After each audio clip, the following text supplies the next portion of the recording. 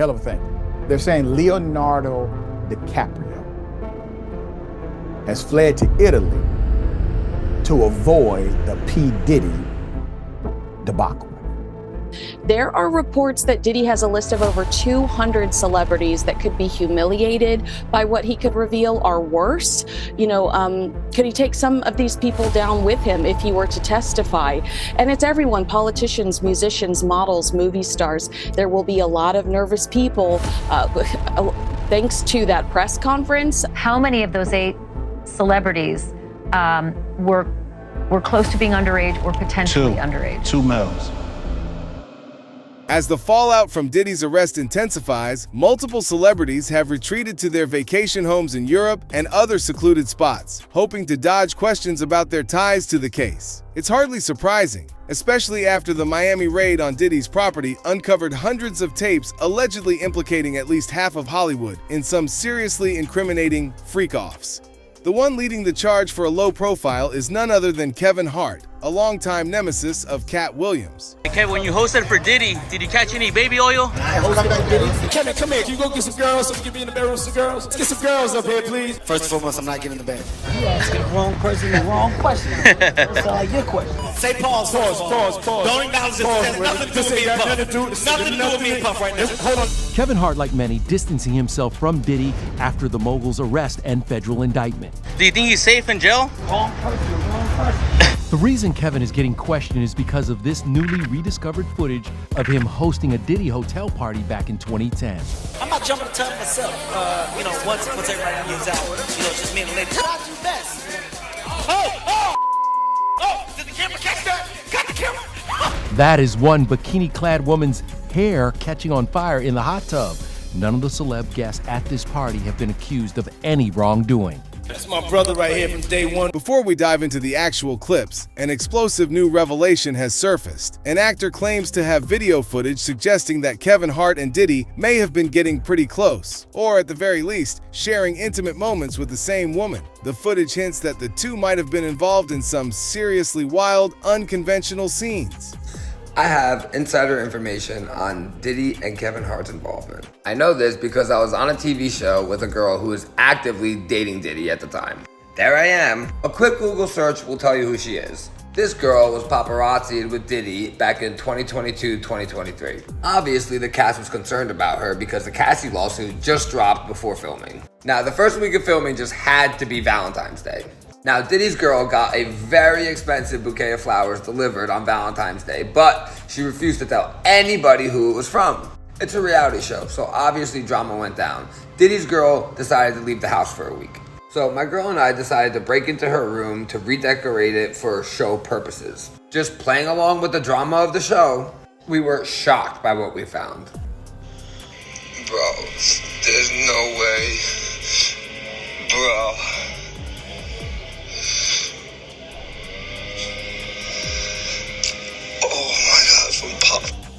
The flowers were from Diddy. Love, Puff. This sent my girlfriend into a spiral. As a woman, she was terrified that Diddy had our address. She let the girl know how she felt and put the card back where she found it. The girl told Diddy what happened, and then Diddy threatened production. So the Diddy girl started screaming at my girlfriend, saying that Diddy was going to sue her because of what she wrote on the note. Worried that we were all going to discuss this sick that he was doing on our TV show.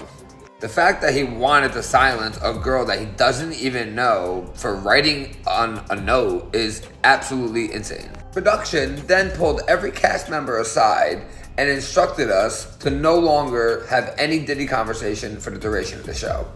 Diddy threatened to bankrupt our TV show and my girlfriend. We thought it ended there, right? But then Diddy's girl got mentioned in a lawsuit that came out publicly. When this went down, Diddy's girl happened to be in a fight with another castmate. Now that castmate just happened to be dating J-Lo's ex-boyfriend Casper. Diddy's girl was scared that the other castmate was gonna use this Diddy stuff against her during their fight. So she decided to make a call to guess who? Kevin Hart. Now at the time, none of us knew it was actually Kevin Hart until later on. So Kevin Hart called Casper and threatened him to make sure he gets his girl in check on the show. Now Casper's girlfriend told all of us that Diddy's girl was also sleeping with Kevin Hart, who happens to be married with children and best friends with Diddy. Kevin Hart clearly made the call to Casper to ensure that Diddy's girl stayed quiet about the affair that him and her were having because, once again, he's married. Kinda weird that Diddy and Kevin Hart are both sleeping with the same girl and threatening our TV show, isn't it? Now listen, I'm just an ordinary blue-collar worker from Jersey, okay? Who happens to be dating a famous OF model, which is how I got on the show in the first place. Now, I'm not a social media star, I'm not famous, I have no reason to lie about any of this shit, okay? Now, the only reason I'm telling you guys all this is because when I was in Hollywood filming this TV show, I went through some sick, twisted. Next up on the list gets exposed by none other than Kevin Hart himself. Remember that unforgettable Diddy party hosted by Kevin? In a moment of inebriation, Diddy let slip some juicy insider details about his history with Usher, something he clearly regretted as soon as the words left his mouth. He casually mentioned that he and Usher woke up together and wrestled back in the day. It's not hard to connect the dots. Seems like Diddy and Usher had a lot more going on than friendship. Fresh off the garden stage. That's my brother right here from day one. We used to wake up and, pause, but like, check this out. Back in the days when he was like 10 and I was a little bit older, his older brother, we used to fight over the Frosted Flakes. You know what I'm saying? Before pause was invented. You know what I'm saying? But it's my brother for real. We used to actually wrestle off of the Frosted Flakes because he used to always get up early with me. Now he's one of the richest stars in the world. And what the did Puff just say? Nobody's gonna acknowledge this for me. Puff just said we used to wrestle over the Frosted Flakes. And we're streaming live. That was stupid. Listen, that was stupid. Listen. We're having a good time, yo. Oh, your Usher made it in the... Hey, yo. While Diddy and Usher might laugh it off now, there's a darker side to that link-up story. Usher was just a kid back then, and Diddy knew it, but that didn't stop him. Diddy's insistence on partying with someone so young had lasting consequences, sending Usher to the hospital and leaving him with scars he may never fully heal from. I know, and people know, that was around in that time that Puff and Usher did have a situation. And that situation led Usher to the hospital. Now I let Usher explain that to y'all. I let Usher tell that story. But how dare you say a man that groomed you, you gonna give him a pass? Bruh, you know I know. Let me reframe you on something. Remember Usher? We was at the Swiss Hotel. Puff had Kim in the room. Had one of Keith Sweat's baby mothers in the big room outside the master bedroom. He came outside in his robe. She gave him a fellatio right there. His back was turned to me. She gave him a fellatio. You knocked on the door. I came and opened the door for you. Puff went in the room. You came in the room and kissed that girl dead in her mouth. Now I'm telling that because you taking up for somebody that you know, and a lot of more people know, didn't do you right when you was at Diddy camp.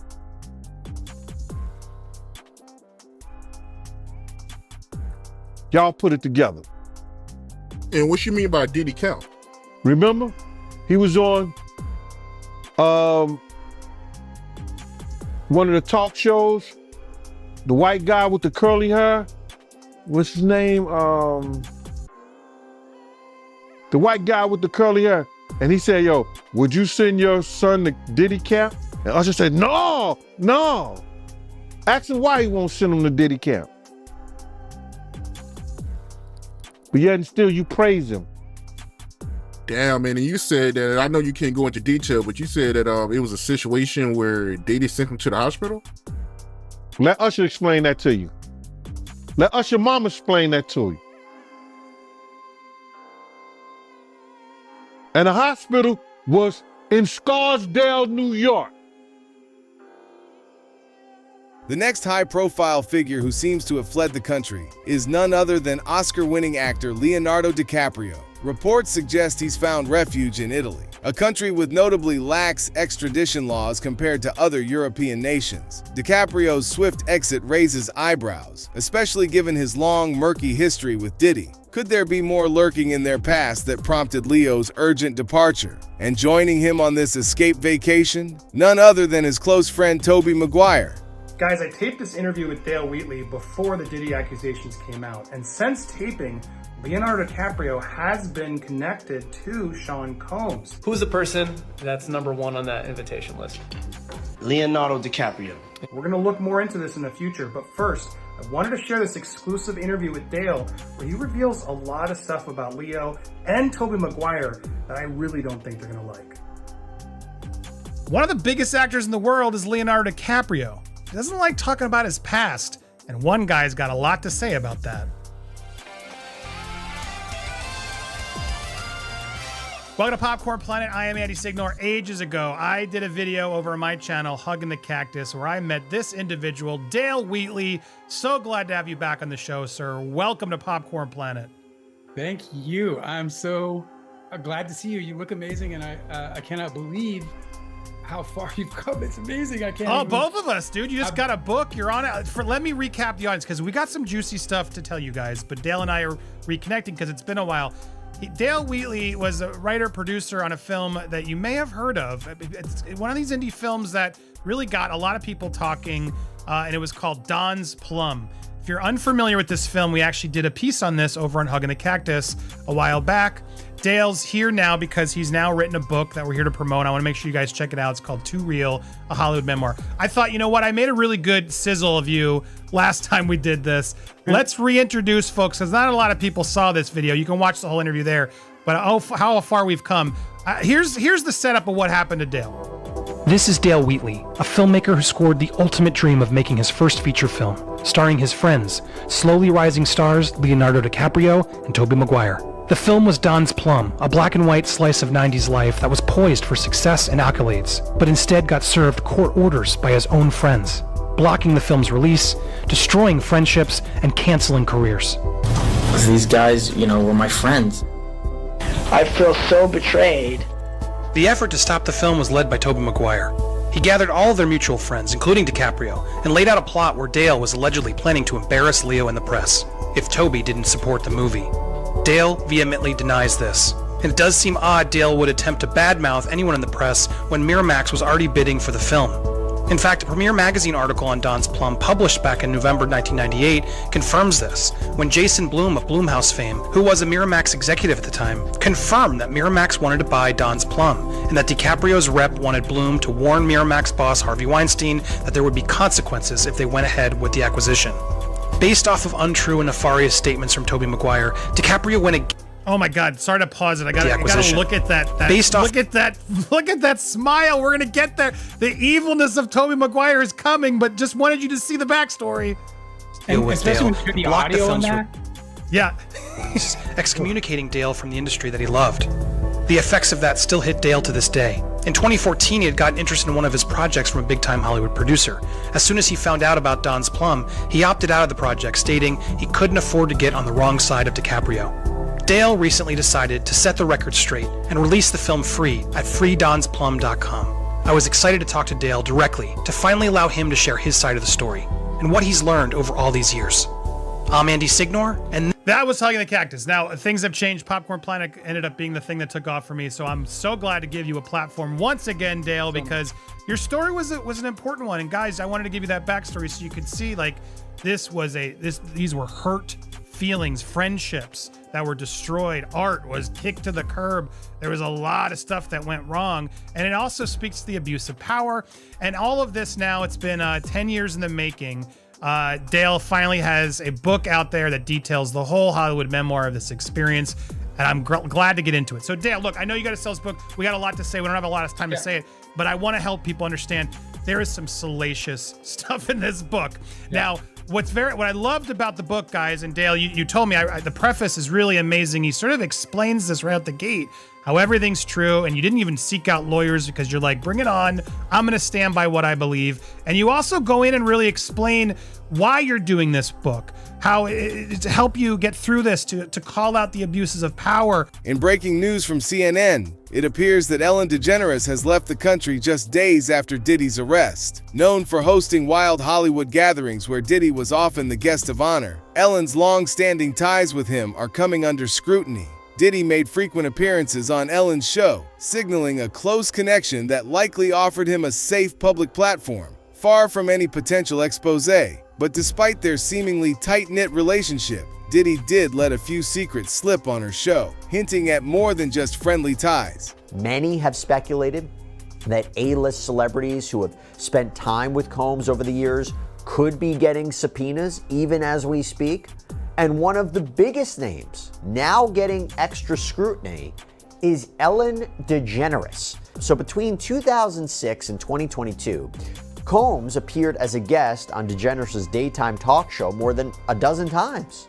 17 times! I've been on the show 17 times! And during his first appearance in 2006, Combs wasn't really shy about sharing private details. I'm definitely a nighttime person. Like what time do you stay up till? I stay up till like maybe 6 in the morning. I'm back up at like 10:30, 11. 6 in the morning. What do you do every night till 6 in the morning? You don't go to clubs every night. No, I mean, I make love a lot. And,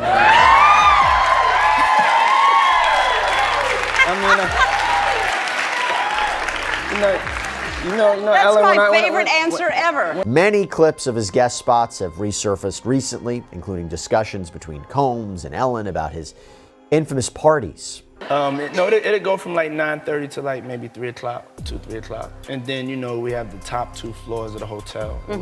And then it will carry on there? Yeah. Then the after party. No, I know about them. And years later, Combs said he wanted to attend one of Ellen's parties. I have to arrive fashionably late. All right, not too late though. Not too late? Not too late, please. What time would you like me there? I'll tell you later. Okay. But not too late. Because once you get there, the party really starts. Yeah. You know what I'm saying? I got you. I promise you I'm not gonna let you down on this big one. All right, For good. real. Good. Your shoes, your feet are gonna have blisters. You're gonna be dancing so hard. I can't wait. Now, the two seem to kind of dance around the apparently open secret that Combs' parties were beyond wild, with reports of and multiple participants and more. And as the allegations against Combs have mounted, many have called his interviews with Ellen now creepy. So no money on you? I mean, it's just a little bit of money on me. Oh, you do have money on you. Lord have mercy.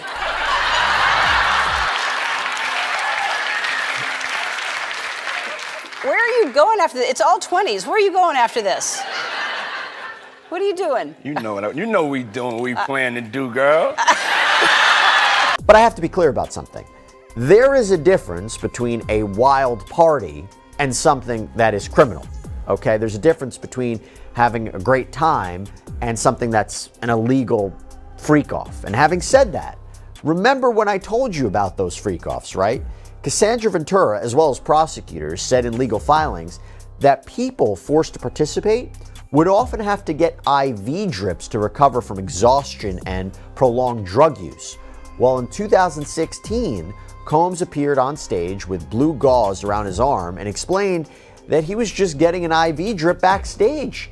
He'd apparently arrived at the studio with it. They said that I would have to stay. I said, no, I have to go. I said I could pull that out myself. So I walk in and I'm talking to Ellen. I have the IV and then the blood is going down. I start to panic. I go into the bathroom and I pulled it out myself and I just made it here and I love you. I love you too. So of course the natural question is, what was going on right before this taping? And to be very, very clear about something, Ellen DeGeneres has not been accused of anything. She is not listed in any one of the government's filings. The only reason we are talking about this now is because we are going back and looking at these old interviews, looking at these old comments, looking at these old interactions to see if potentially they could play a role in his criminal case. Ellen DeGeneres' show has long faced criticism for its reportedly toxic work environment. and the tragic death of DJ Steven Twitch Boss just months after the show's final episode in May 2022 brought even more controversy. Though authorities classified his death as a suicide, friends and family were quick to question this, noting that Twitch was a devoted husband and father to 3 young children. Those close to him argue that he was anything but the type to take his own life, adding to the growing list of unsettling questions surrounding Ellen's circle. Now, as for Steven Twitch Boss, he died on December 13th, 2022, and the official cause of death was ruled as a self-inflicted wound to the head. But even now, fans are still trying to wrap their heads around this tragedy, and a lot of them are still not buying the official story. Now, yeah, guys, I never really fully grasped, how this happened. But I get it. I mean, when it comes to people doing things to themselves because they're sick of, existing, a lot of the times they do kind of act like he was acting up until. Extremely positive, funny, cheery, like making videos, funny dance videos, and all types of things that just exuded positivity and happiness. But in all actuality, that is obviously a mask, completely a mask, for him to do what he did. Here's what allegedly we know about Steven's passing. On Monday, December 12th, he left his home on foot and checked into the Oak Tree Inn Motel in Encino, Los Angeles. Just a quick 15-minute stroll from the house he shared with his wife Allison and their 3 children. The next day, Allison freaked out when she saw that Twitch was gone while his car was still in its place, and she ran to the local police station begging them to take Twitch's disappearance seriously. Allison told the police that something was off because Twitch never went anywhere without his car, and several officers followed Allison back to the house to look for clues about Twitch's whereabouts. But shortly after, the motel where Twitch had checked in the previous day called the police and said they found Twitch in the bathroom of his room. But despite the official ruling on the cause of death, fans had a tough time wrapping their heads around the idea that Twitch would do this because he never once shared that he was struggling with anything. And at least from the outside, he seemed like a genuinely happy person who adored his family. In fact, not too long before he passed, Twitch and Allison revealed that they were seriously considering adding another little one to the family. Oh my God, do you miss having a newborn in the house? I sure do. No. Uh-oh. I think we would love to start trying for another one. Oh. Yeah. Wait, what? How you feel? Look, she said she missed it. How you feel? No, listen, Guys, here's the thing. Listen, kids are amazing once they actually are older and can speak. I would say 5 and up. Anything from 0 to 5 is completely miserable in your household, bro. I mean, you can lie and say you like that, right? But you're wrong. It's terrible. Like, what is the point? Can we just fast forward? I would love to fast forward kids to 5 years old at least.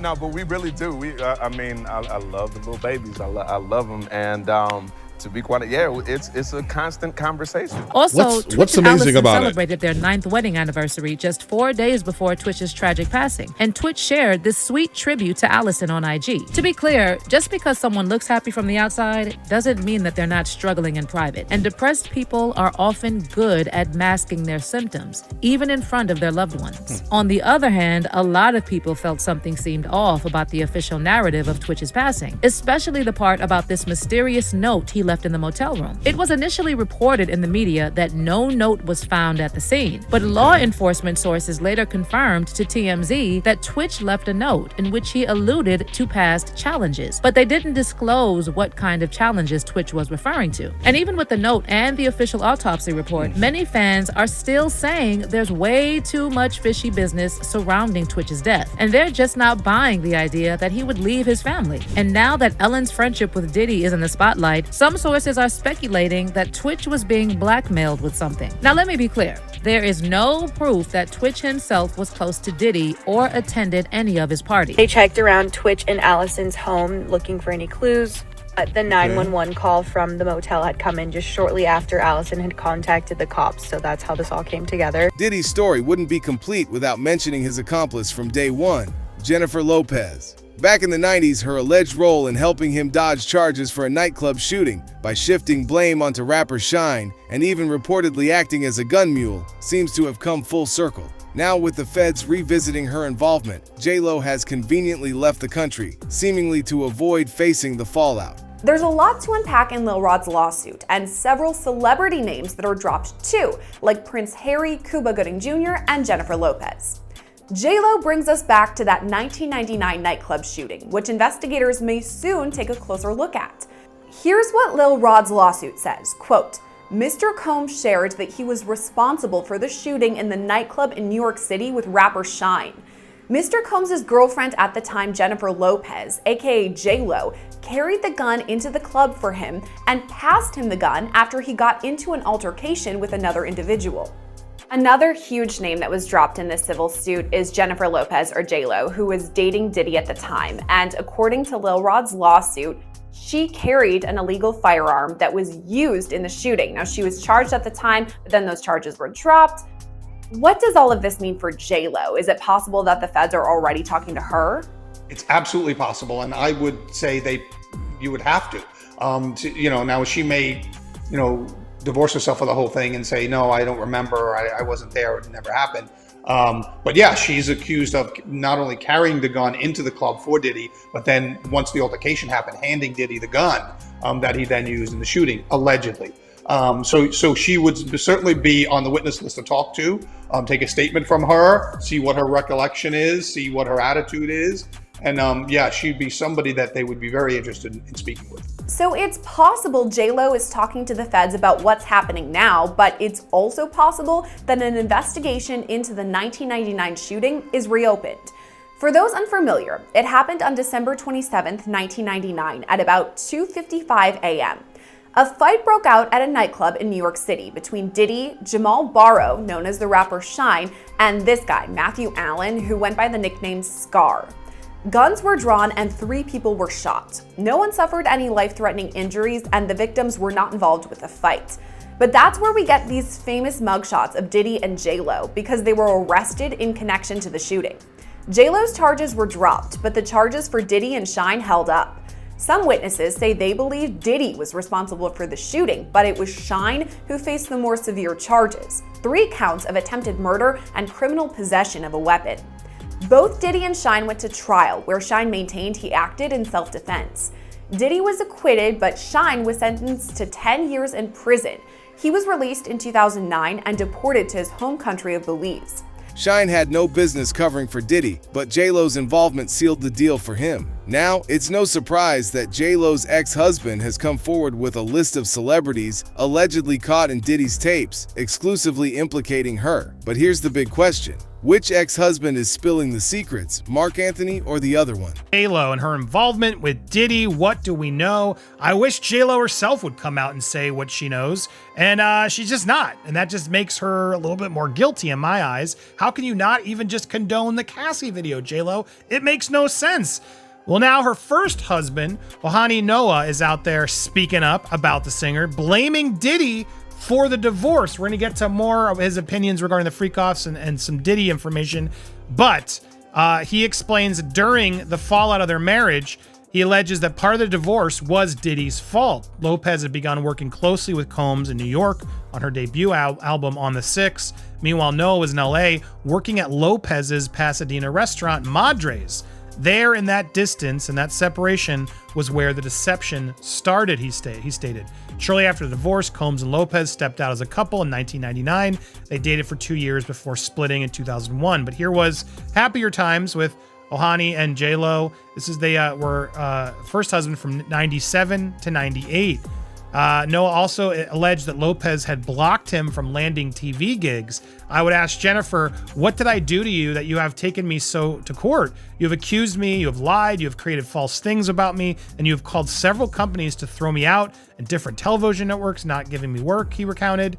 Lopez's representations never spoke up. But yeah, what's going on? What is up with this relationship? Now, I wasn't there, I don't know, but Ohani's going out even further. In a new post he put out in social media, on Instagram, this was actually a couple weeks ago, but more and more claims have been coming up. I wanted to sort of connect them all together for you. But he responded, not only saying that he was part of the freak-off parties, but let's just read what he wrote. So here he was on Instagram. Now, you can read it in Spanish if you want there. I'm going to read it in English here. I'm not on the list. To those people and media outlets asking if I ever went or participated in that piece of Diddy's freak-off parties, no and no, never. But my ex-wife, Jennifer Lopez, aka J-Lo, did ask her. Oh, and ask her about the X tapes and the 734 toys and the baby oil. Hashtag Diddy list, hashtag Diddy freak off list, hashtag I'm not on the list. Good for you, honey. And here he did provide a list. Now, I don't know, I can't verify that this list is accurate. I mean, these are people that have been seen with him or I guess invited to parties. It doesn't mean they're all there doing the criminal behavior, to be fair. I cover myself legally.